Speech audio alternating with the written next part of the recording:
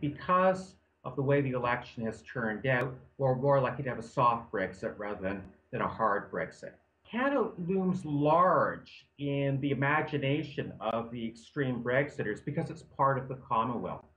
And whenever you hear the extreme Brexiters, the people who are really in the right wing of the Conservative Party talk about Brexit, you'll frequently hear references to the Commonwealth.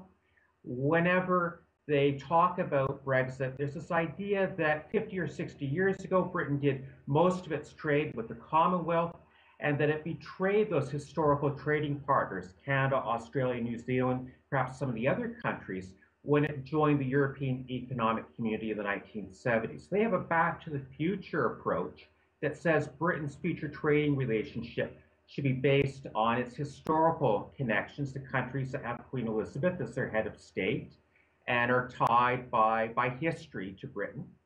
And for them, Canada is very important. Australia is important too, but Australia is far away. It's got a slightly smaller population than Canada.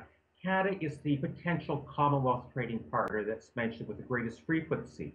There's an irony there that the people who are most in favor of free trade between Canada and Britain, the extreme Brexiteers, are endangering an agreement that helps Britain to trade with Canada and with the other countries that the EU has negotiated trade agreements with. This matters hugely for Canadian business because the UK is our third largest export destination, and there are actually 1,100 Canadian foreign affiliates operating in that economy. So the uncertainty that's been created by this election will have implications for Canadian businesses and ultimately the Canadian economy. The one thing that business hates is uncertainty, and these negotiations will be extremely uncertain for businesses over the next 2 years.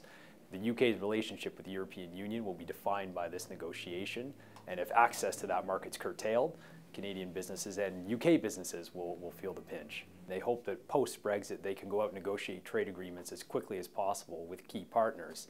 But as we know from the recent CETA negotiations with the European Union, trade negotiations take a long time. So negotiating with the UK, while it could be initiated after the Brexit discussions, it could take 4, 5, 6 years to finalize an agreement.